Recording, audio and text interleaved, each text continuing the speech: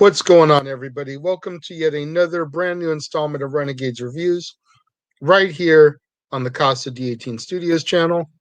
I, of course, am the Renegade J.J. Williams, and today I'm going to be talking about from 1997, Soul Food, starring Vanessa Williams, Vivica A. Fox, Nia Long, Irma P. Mekhi Phifer, and Brandon Hammond. That's right, everybody. Thank you for joining me yet again today for another brand new episode of Renegades Reviews. And Soul Food, the movie I'm talking about today, is a favorite of mine. I've loved it ever since I first saw it. Going back to 97, I believe I saw it in theaters, like not 100% positive, but I do believe I saw it in theaters when it came out. I've owned it on pretty much every incarnation of media there is. I had the VHS, I had the DVD. I still need to upgrade to Blu-ray. I do need to do that, but I've had it pretty much every way you could have it since it came out. I've had the soundtrack before, and this is a big-time family film here. And it's told to us through the eyes of an 11-year-old boy named Ahmad. And through Ahmad's storytelling, we follow the family of Big Mama Jo and her three daughters, Terry, Maxine, and Bird. All three of them are married, and as a matter of fact, we open the movie at Bird's wedding, specifically the wedding reception. Big Mama pretty much lives alone. She does take care of her brother, Pete, but Pete pretty much stays locked up, secluded in his room. He almost never comes out, socializes. Matter of fact, when they feed him, they put a plate on a tray at his door and knock, and he takes the plate inside. So you almost never see Pete. Terry is married to Miles. Both of them are lawyers, very successful. They are the most well-to-do in the family. You know, they have the most money. Whenever anything goes wrong, they usually come to Terry to help finance it and fund it because of her success and her financial standing, which does cause a burden on Terry, which we'll come to later in the film.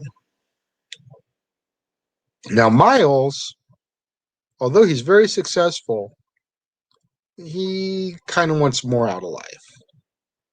He's got a dream of being a musician. He's got his own band, Milestone, which is a fictitious band made up of real-life brothers, Casey and JoJo Haley, and then Kenny Babyface Edmonds and his two brothers.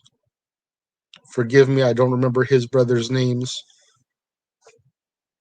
So it's the five of them plus this character, Miles, make up the band Milestone. And like I said, Miles wants to be a musician. Like, he wants to chase this dream. But Terry doesn't support it. Terry was fine with it when it was just a hobby. But now that Miles wants to pursue this full-time, she knows it's going to take a financial hit on the house, and she's going to have to, make it up. Maxine, Max, is married to Kenny. And Max is a stay-at-home mom with two kids. She's pregnant with a third. She's Ahmad's mother. So that's how Ahmad fits in, is he is her son. And Bird is married to Lem. And Bird is just kind of getting her feet wet out there in society. She just opened up a barbershop beauty salon type of place. And Lem is an ex-con, struggling to find something out there in the work field that'll give him a chance, because a lot of places don't want to take chances on ex-cons. Now, every Sunday, the family would get together at Big Mama's house for Sunday dinner. And this is a tradition that the family has had for 40 years. Okay, even the pastor comes over every Sunday for Sunday dinner, because that's how rooted in family and tradition this group is. And you need to understand that going forward. All the traditional soul food type dishes are prepared every week for Sunday dinner. And during one particular dinner early in the film, Big Mama admits, a little reluctantly, that she hasn't been taking her insulin, which of course helps control her diabetes.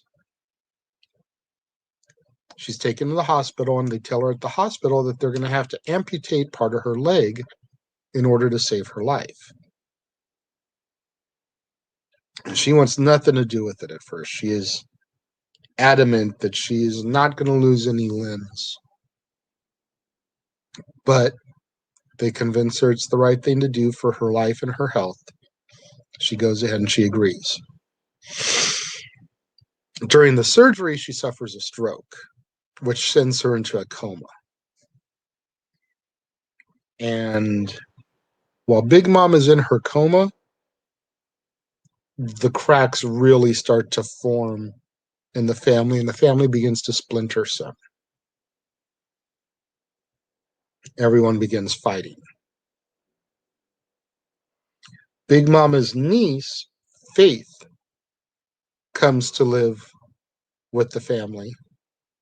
And originally she was going to stay with Big Mama, but with all this going on, now Terry has to take her in.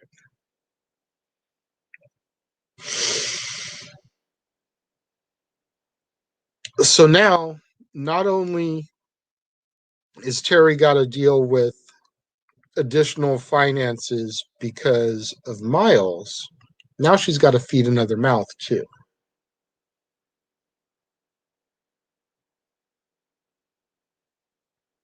Faith begins to form a bond with Miles over their love of the arts. Faith is a dancer. Miles wants to be a musician.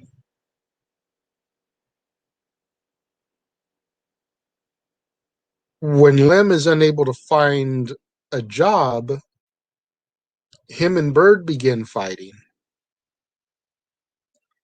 which leads Bird to go to one of her exes to try to help get Lem a position. But this hurts Lem's pride, because now he hasn't accomplished this on his own.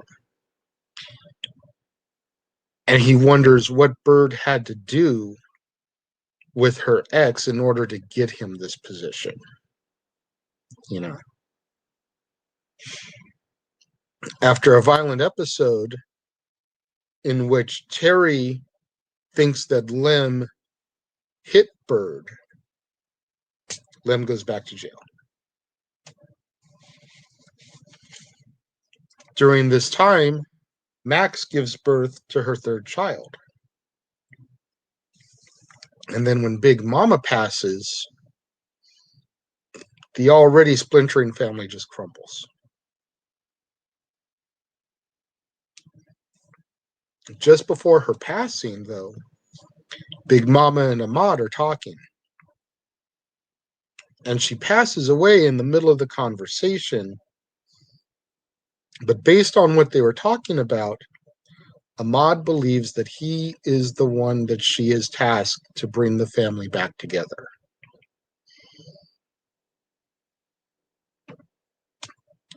Terry catches Miles and Faith having sex after a successful audition for Faith, in which Miles bails her out at the last minute, playing piano for her audition. When we have Max and Kenny's anniversary celebration, A little bit later, Terry comes after them with a knife, revealing the fact that she knows what happened. At this point, Terry's just fed up. She's fed up with Miles. She's fed up with Face. She's fed up with the family always using her for money. So she decides that now that Big Mama's gone, she's going to sell the house because she's the executor of the estate for Big Mama as a lawyer. And she feels that if she sells the house, she can recuperate some of the losses from loans that she's given to Max and Bird, knowing that she's probably never going to collect on those from them. So she can recuperate the money from the sale of the house. And the family is appalled by the suggestion to the point where Max and Bird file an injunction to prevent the sale. Now, as a result of all the fighting and bickering within the family, Ahmad begins to crack. He's been, even though he's only 11, he has been the constant throughout this entire ordeal because he believes that he's on a mission to try to save the family. And the more and more he sees them crumble and crack and fight and bicker, the more he feels that it's not going to happen.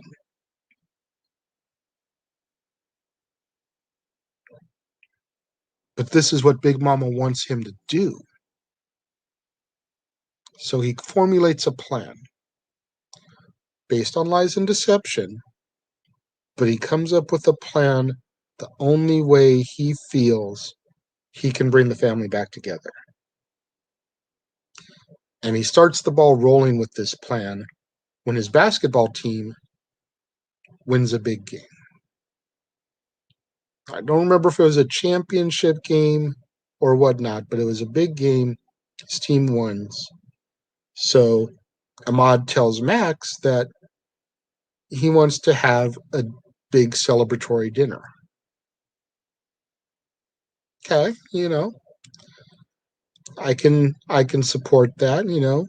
Mom's going to cook celebration dinner for son. Well, when do you want to have it? Sunday at Big Mama's house. Okay. Like I stated, Sunday dinner is a tradition here. So it's no secret right here why he's picked this day. Then he begins to invite the other family members.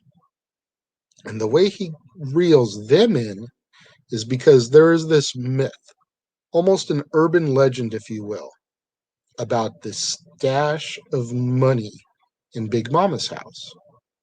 But no one's ever been able to find it.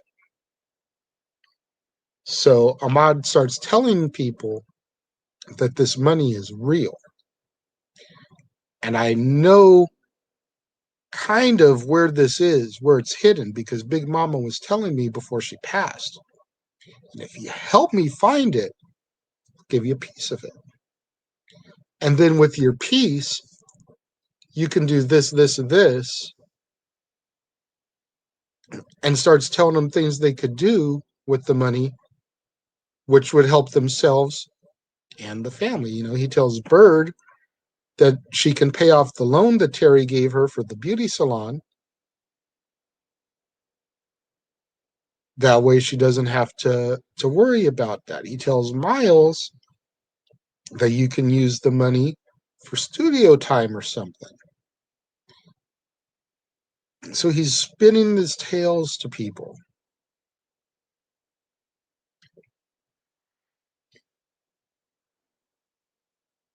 So trying to find out, forgive me, I'm trying to find where I am in my notes here because I kind of went off on a tangent covering stuff without seeing where it was. Okay, so Sunday arrives, right? And slowly but surely, people start showing up. At first, it's just Ahmad, Max, Kenny, his sister, the new baby, all at the house cooking dinner. And then slowly, people start to come in. And as they see the dinner being prepared,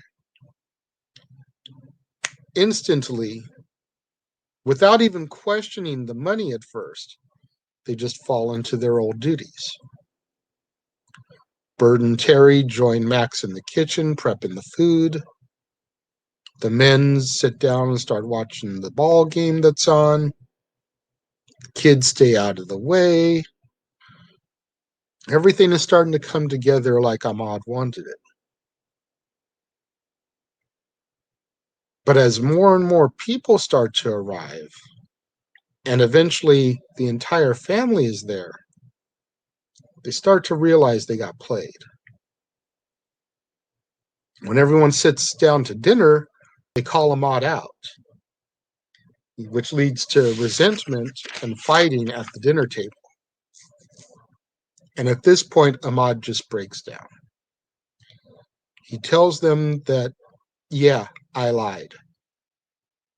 But it was the only way I thought I could bring you guys together. With all the turmoil, all the fighting, all the bickering. And it's what Big Mama wanted. She didn't want the family to fall apart. She wanted us to be strong.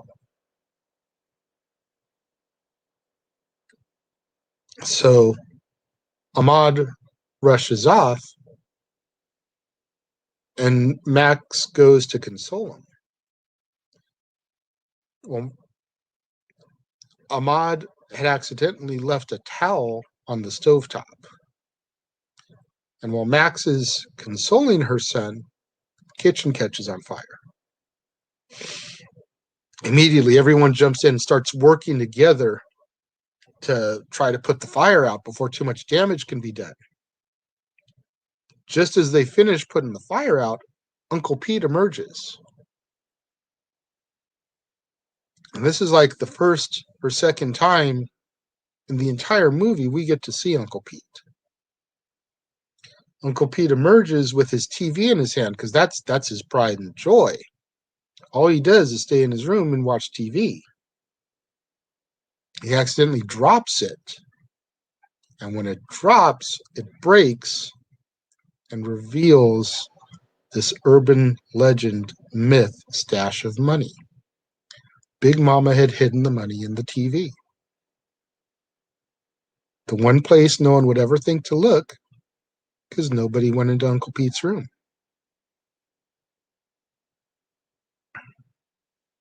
The money is divided. All the financial problems are solved. They keep the house. Terry and Miles still get divorced. But because of the relationship that Miles has with the family, he still occasionally comes over on Sundays for Sunday dinner. Lemon Bird, at the end of the movie, are pregnant, expecting their first baby. Faith has been accepted by the family. She's no longer an outcast, despite having slept with Miles. And Uncle Pete even begins to come out of seclusion more, joining the family for activities and dinners and whatnot. Like I said, I have seen this movie quite a few times, and every time I see it, I just get that warm, fuzzy feeling inside, you know? And you may be wondering, well, this isn't really a rom-com. How does this fit in with the Valentine's theme, Renegade? It's a love story about the love for your family. It's not your traditional love story. Boy meets girl, boy and girl fall in love, boy and girl have a fight and break up, boy and girl reconcile and live happily ever after. It's not that type of love story. But it's about the love and the devotion and the strength of family. And that's why I went ahead and I threw this one in here with the Valentine's theme. Again, 4 out of 5 stars. Much like the movie yesterday, I just adore this film. Anytime I stumble onto it on TV, remote goes down, I'm watching it. From whatever point I jump into the movie at. The performances are so great in this.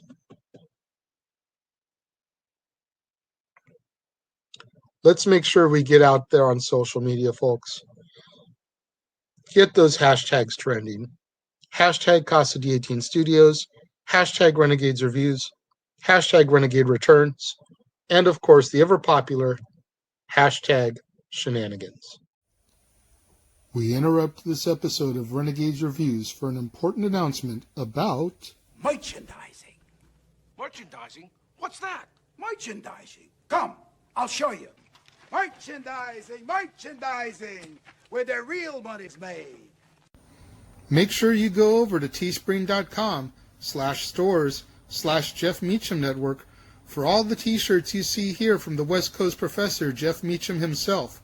You can get shirts for the Jeff Meacham Network, Talk Wrestling, as well as the red and gold Meachamania shirts.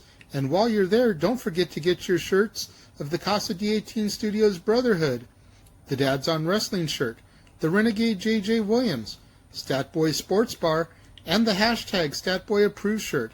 Make sure you go over to teespring.com/stores/Jeff Meacham Network and score your shirts today. Don't forget to get out there, do what the commercial said. Support the Casa D18 Brotherhood.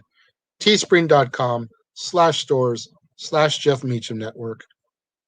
Get you your Renegade J.J. Williams shirt, your Dad's Not Always on Wrestling shirt, Statboy Sports Bar, the Talk Wrestling shirt, Meachamania, the brand new Back to the Future inspired Jeff Meacham Network shirt.